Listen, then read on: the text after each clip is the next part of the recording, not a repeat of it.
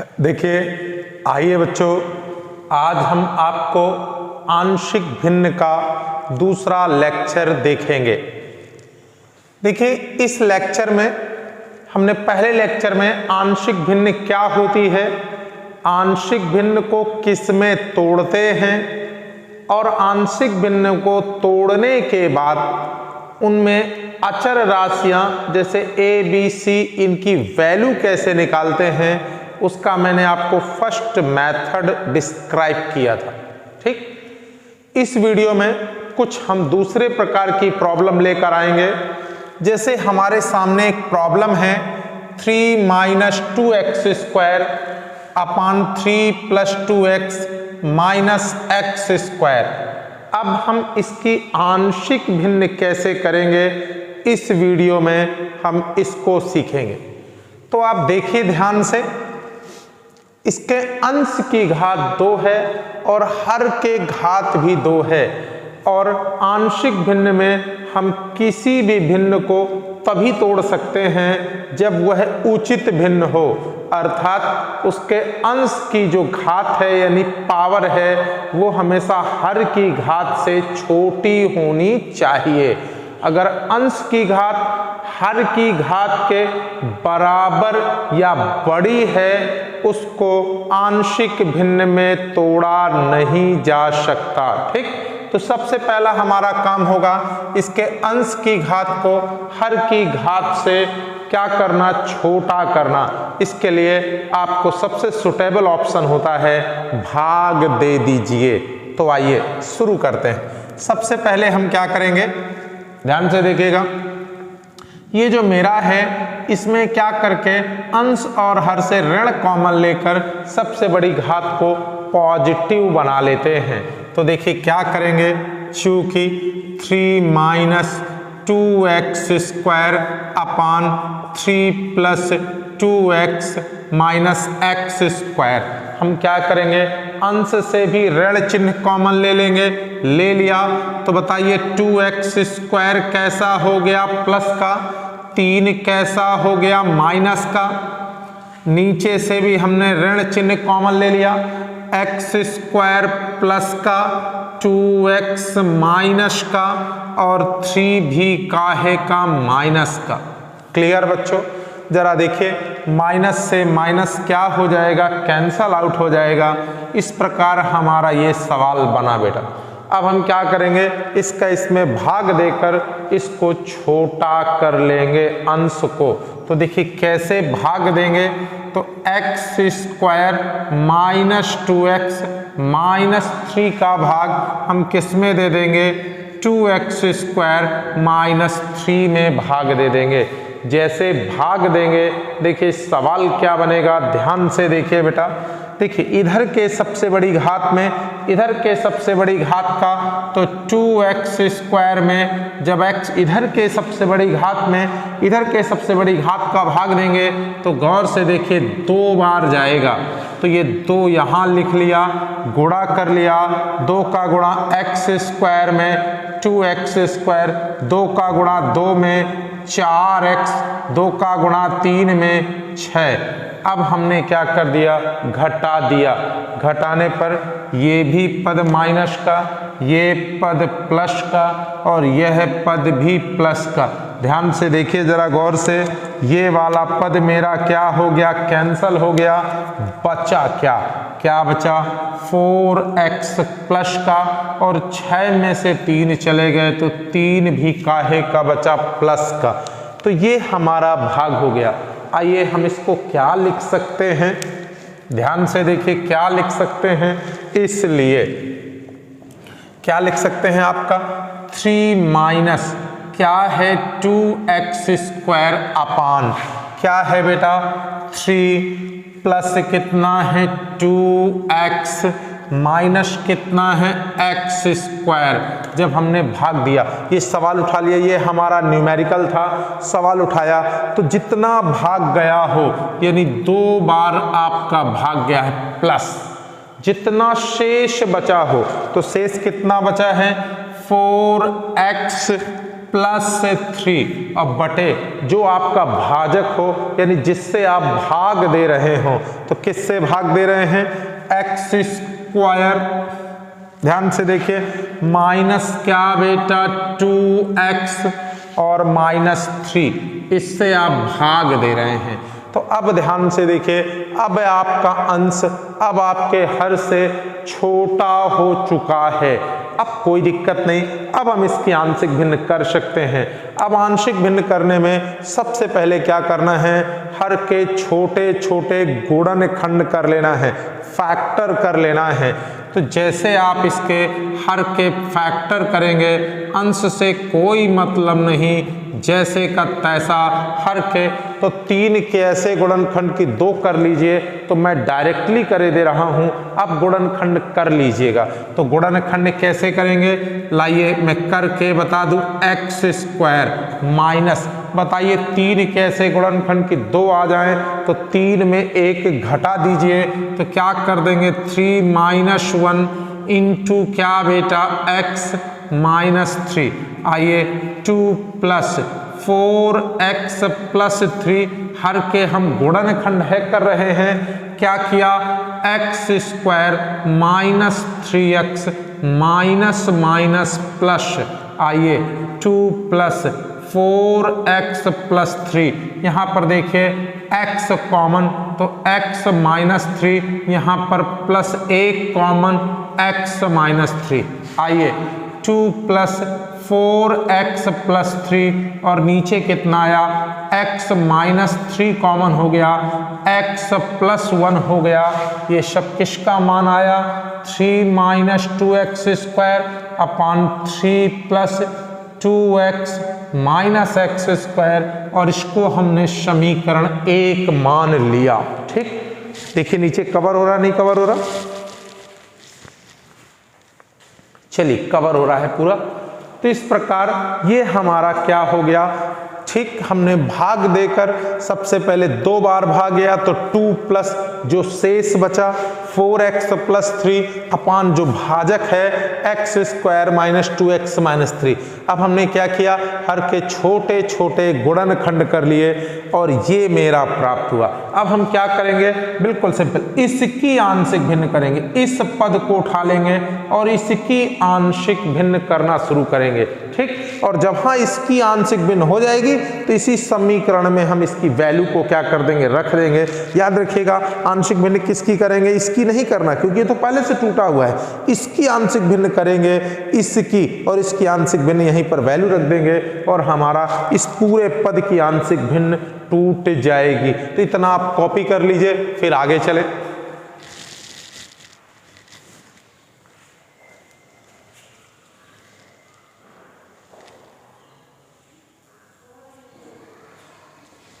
आइए अब इसको हम पूरा रिमूव करे दे रहे हैं, थोड़ा सा अपने लिए जगह बनाते हैं।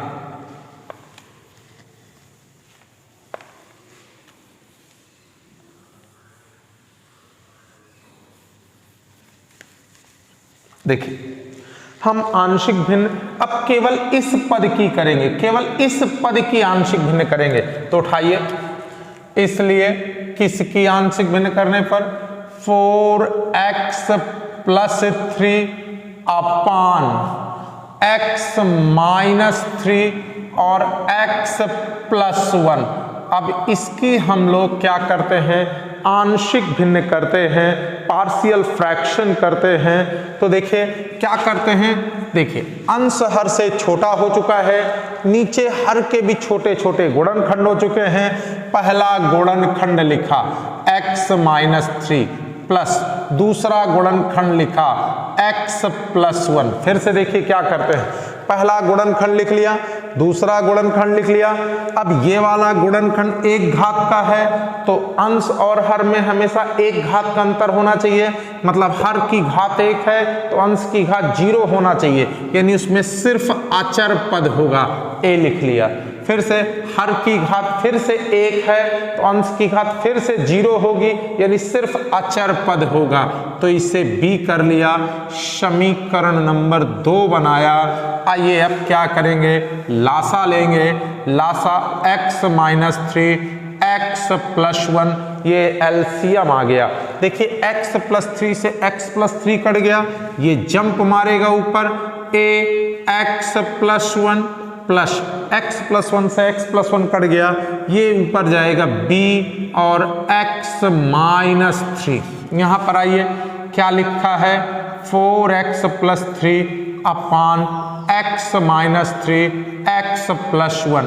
और ध्यान से देखेंगे अगर तो ये दोनों पद हमारे x minus 3 x plus 1 cancel out हो जाएंगे। हमारे पास बचेगा क्या, सिर्फ 4x प्लस 3 बचेगा। और यहाँ पर क्या बचेगा, a x plus 1 b x minus 3, और इसे हम इक्वेशन थर्ड मान लेंगे। क्लियर बेटा।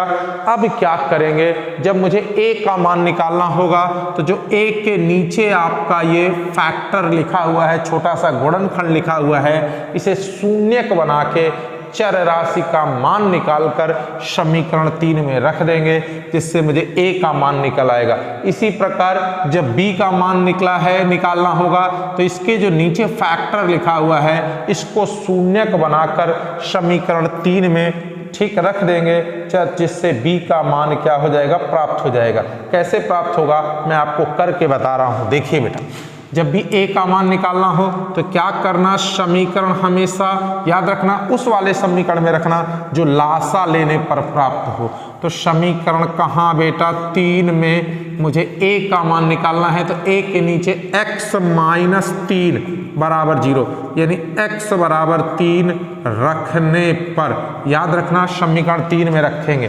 दिस इम्प्लाइज, उठा लो समीकरण 3 को, क्या लिखा है, 4x प्लस 3 बराबर a x plus 1 plus b x minus 3, x की जगह क्या रख दिया, 3 रख दिया, तो क्या आया 4, x की जगह 3।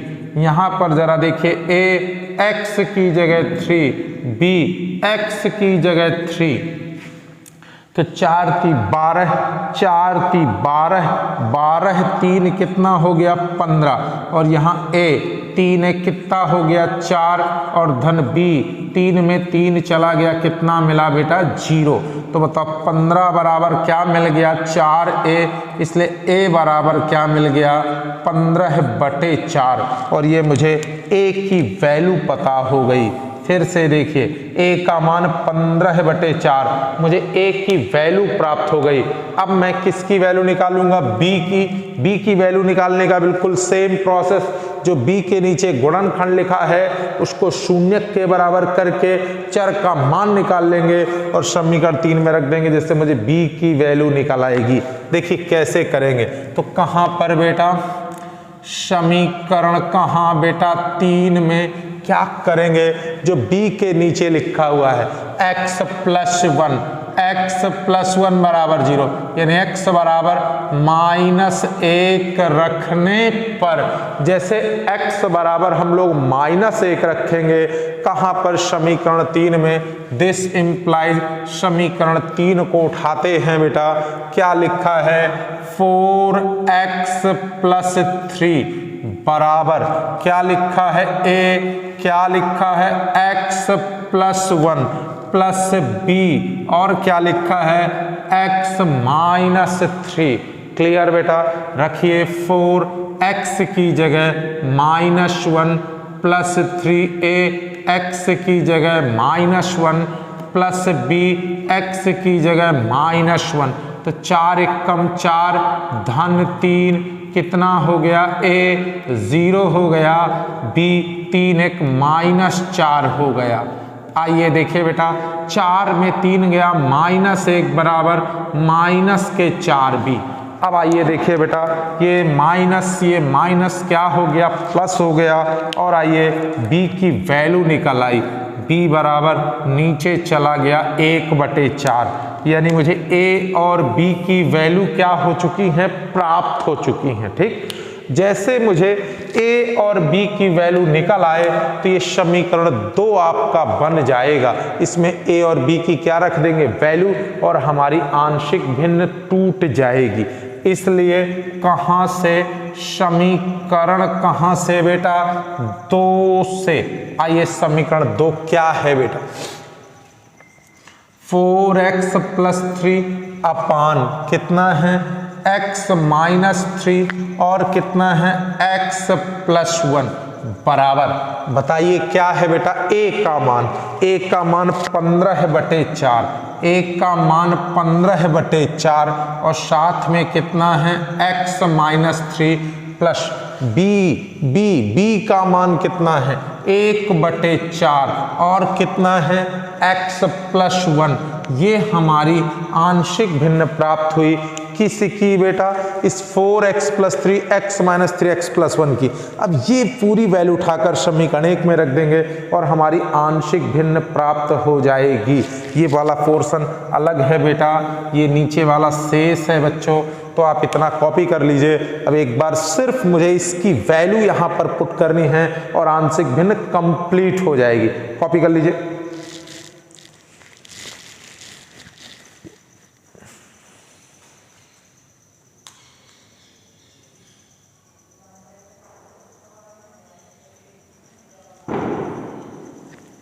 आइए देखिए,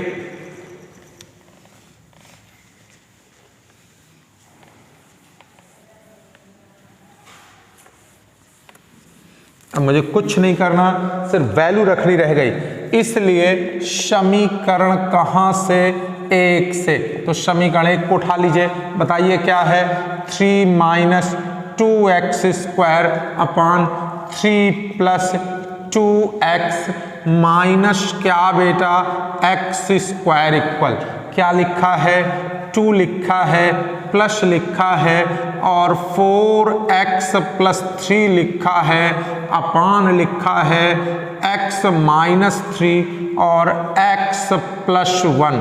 अब हमको कुछ नहीं करना है, जरा ध्यान से जरा गौर से देखना है।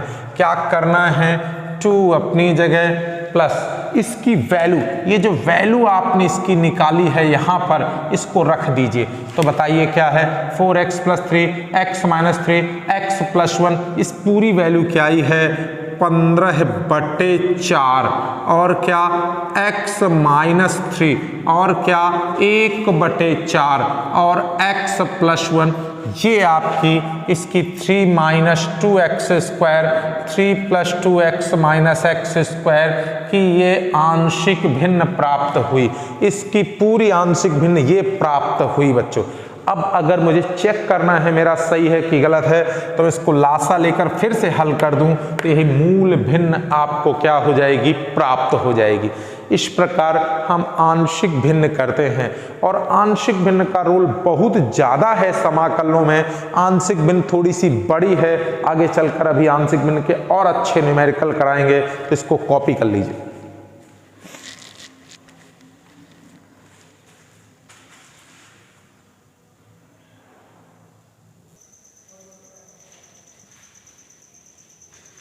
आइए बच्चों देखिए, अब हम लोग आंशिक भिन्न का अपना अगला टाइप लेकर आए हैं, सेकंड टाइप। इसमें क्या दिया होता है, जो आपके हर के गुणनखंड होते हैं उनकी घात 1 से ज़्यादा होती है, यानी हर की जो फैक्टर होते हैं वो रिपीटर्स होते हैं, मतलब 1 से ज़्यादा। जैसे x + 1 है तो वो 2 बार गुणनखंडों के रूप में प्राप्त हुआ है, तो 2 घात है। इसी प्रकार 3 घात हो सकता है, इसी प्रकार 4 घात हो सकता है। तो ऐसे सवालों को कैसे हल करते हैं, इसको जरा विशेष ध्यान देंगे गौर से। तो सबसे पहले इसकी हम लोग आंशिक भिन्न तोड़ेंगे। तो पहला फैक्टर लिख लिया, क्या है x + 3। फिर अगला काम, अगला फैक्टर x + 1 और फिर अगला फैक्टर x + 1 का होल स्क्वायर। ध्यान रखिएगा, इसको ध्यान से देखिएगा।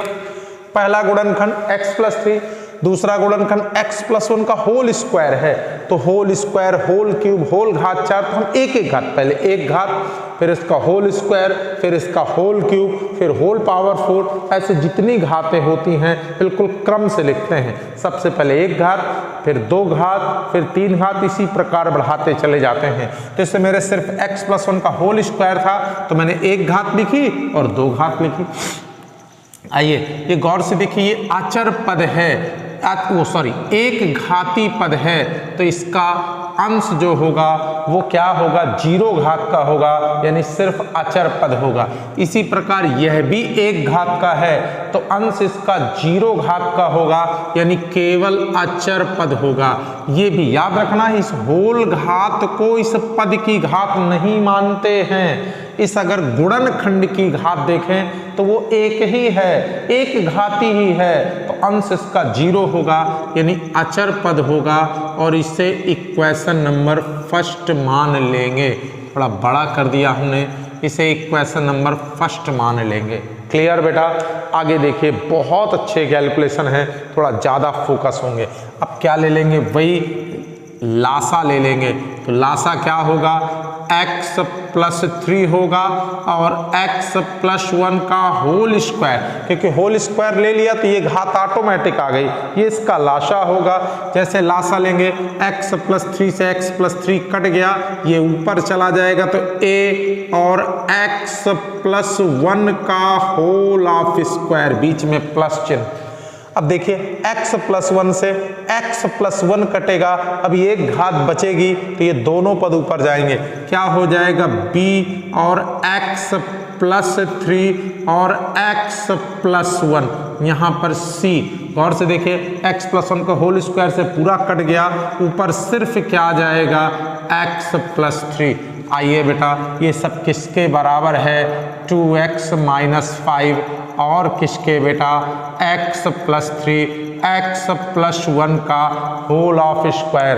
अब हम वही सिंपल सा x प्लस 3 से x प्लस 3 को कैंसल आउट कर देंगे, x प्लस 1 के होल स्क्वायर से x प्लस 1 के होल स्क्वायर को कैंसिल कर देंगे, ऊपर आखिर क्या बचेगा, 2x माइनस 5 बचेगा, और यहाँ पर क्या बचेगा, a, और क्या बचेगा, x प्लस 1 का होल स्क्वायर, क्या बचेगा, b, x प्लस 3 और x प्लस 1 प्लस c और x प्लस 3, इतना शेष बचा बेटा। ठीक, और इसे हम लोग जहां लासा लेकर बनता है, इसे समीकरण 2 मान लेते हैं। ठीक, यहाँ तक तो पूरा सवाल आप पीछे भी पढ़ चुके हैं।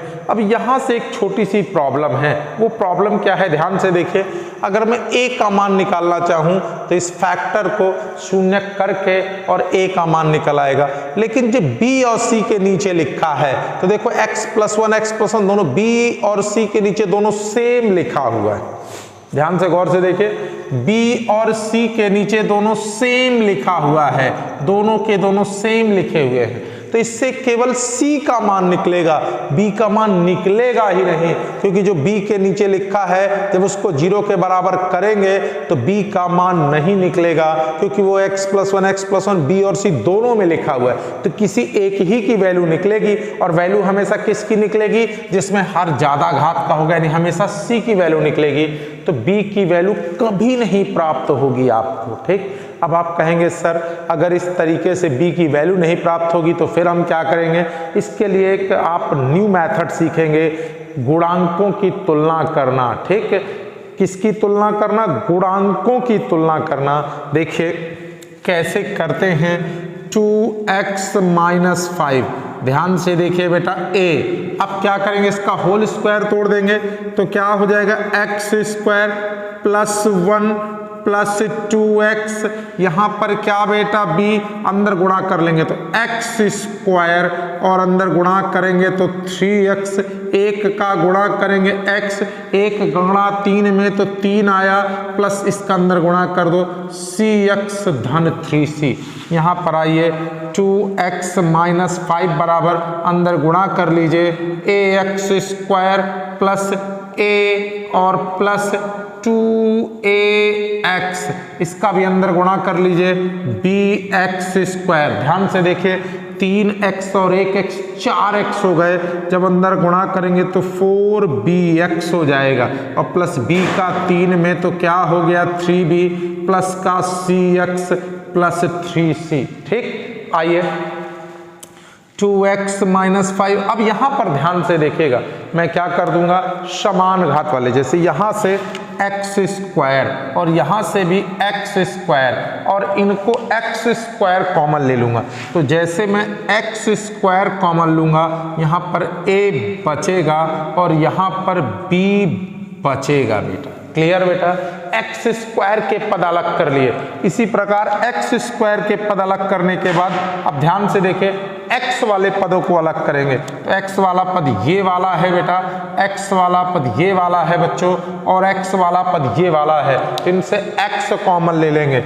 जैसे हम एक्स कॉमन लेंगे यहाँ पर क्या बचेगा, 2a बचेगा। यहाँ से एक्स कॉमन लेंगे 4b बचेगा और यहाँ से एक्स कॉमन लेंगे तो c बचेगा।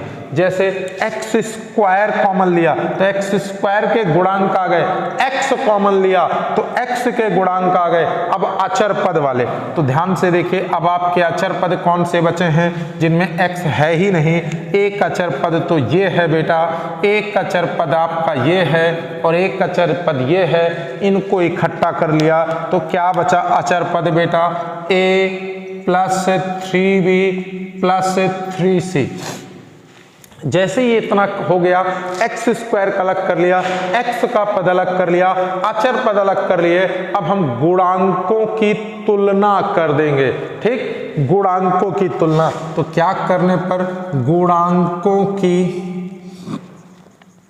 तुलना करने पर गुणांकों की तुलना करेंगे। तो गौर से देखिए एक्स स्क्वायर का गुणांक यहाँ पर क्या है, a प्लस b है। चलिए देखिए गौर से ध्यान से, एक्स स्क्वायर का गुणांक क्या है, a प्लस बी है।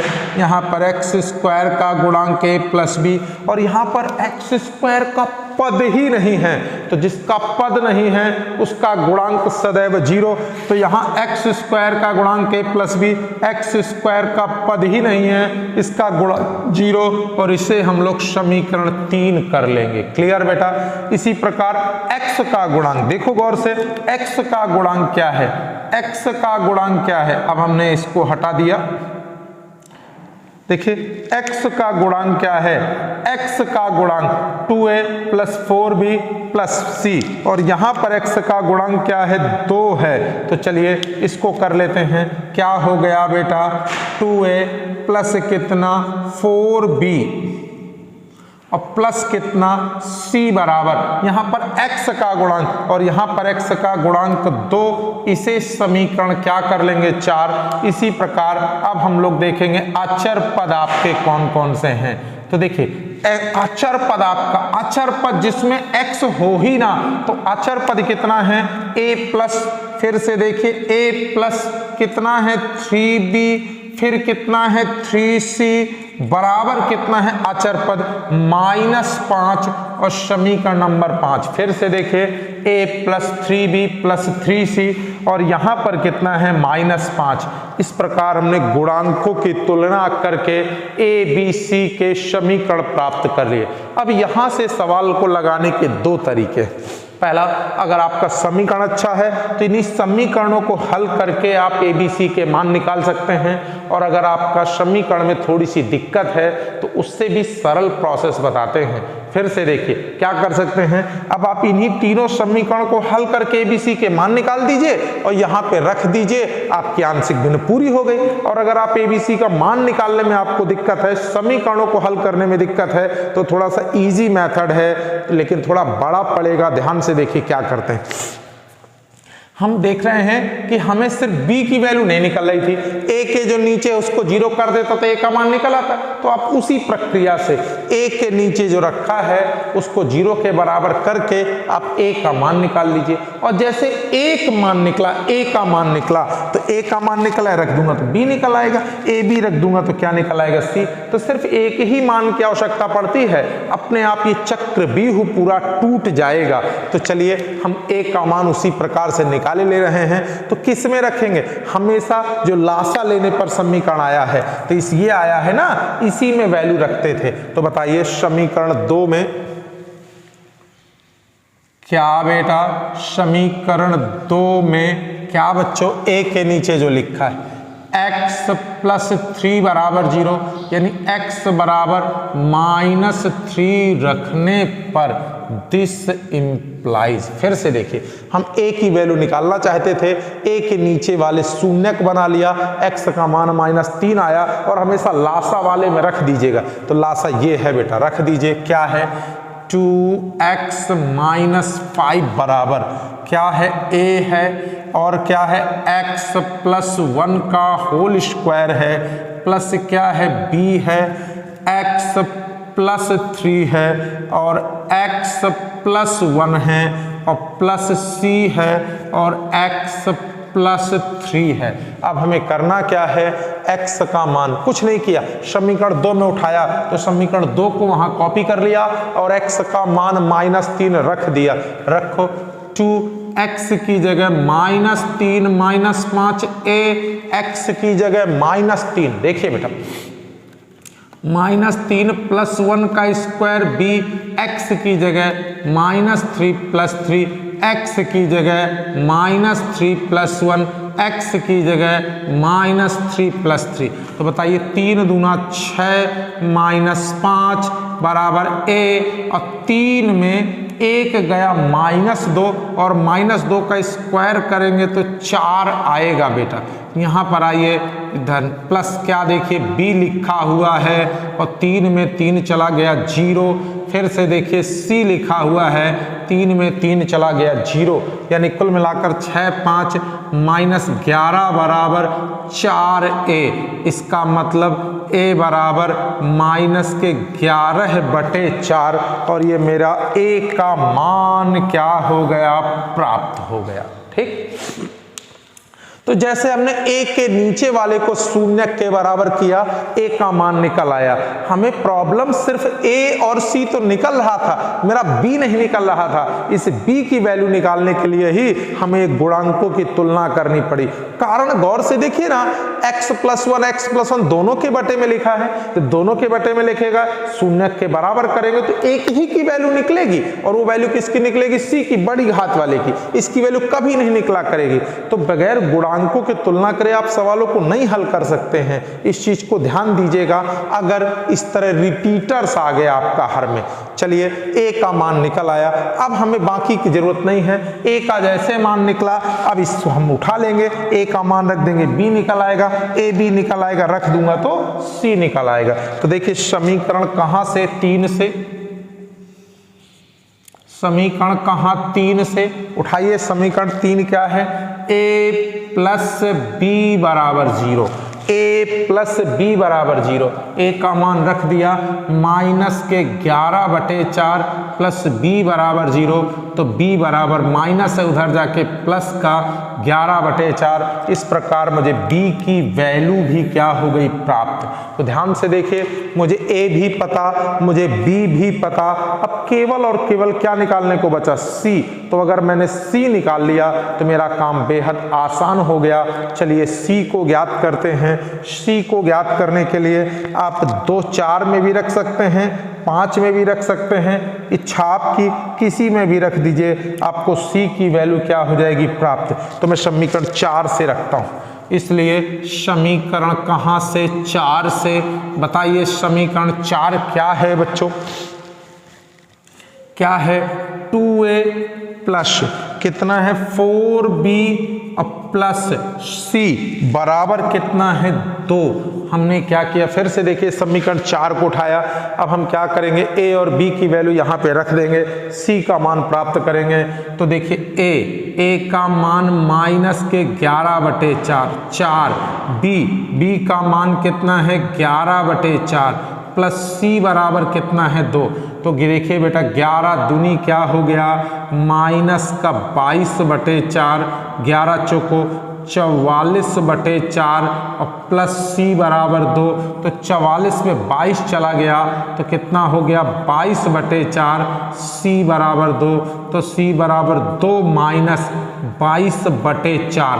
कैलकुलेट करूंगा, 4 दूनी 8, 8 में से 22 जाएगा, फिर से 4 दूनी 8, 8 में से 22 जाएगा तो कितना पड़ेगा 14, तो -14/4 यानी C बराबर क्या हो गया, काट दूंगा, -7/2, ये C का मान भी मुझे क्या हो गया प्राप्त। तो जैसे मुझे A, B, C सब की वैल्यू मिल गई, अब मुझे कुछ नहीं करना है, समीकरण 1 में रख देना है और मेरा आंसर प्राप्त हो जाना है। कॉपी कर लीजिए।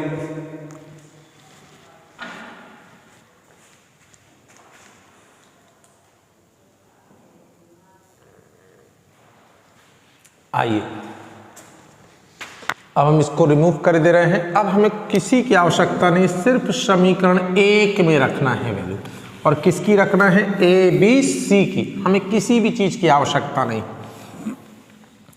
इस समीकरण 1 में वैल्यू रख देना है, इसलिए देखिए ये वाला पोर्शन ऊपर का हो गया, कहां से, समीकरण कहां से बेटा, 1 से, बताइए क्या है, 2x - 5 अपान x + 3 और x + 1 का होल स्क्वायर बराबर क्या था, a/x + 3 प्लस क्या था, b/x + 1 प्लस क्या था, c/x + 1 का होल स्क्वायर। वैल्यू फेंक दीजिए और आंसर हो गया, आंशिक भिन्न टूट गई। तो बताइए a का मान -11/4 और x + 3, b का मान 11/4, 11/4 x + 1 और c का मान -7/2 x + 1 का होल स्क्वायर, और यही आपकी क्या प्राप्त हो गई, आंशिक भिन्न प्राप्त हो गई। क्लियर बेटा, कोई दिक्कत। एक चीज ध्यान दीजिएगा, इस दूसरे वीडियो को देखने से पहले आपको पहले नंबर का वीडियो बहुत ध्यान से रिपीट करके एक 2 बार देख लेंगे, आंशिक भिन्न आती चली जाएगी। अब इसका केवल आखिरी प्रकार का सवाल बचा है, ठीक, तो 1-2 सवाल तीसरे वीडियो में और लास्ट में समराइज करके चौथा वीडियो दे देंगे, पूरी आंशिक भिन्न आपको तैयार हो जाएगी। कॉपी कर लीजिए।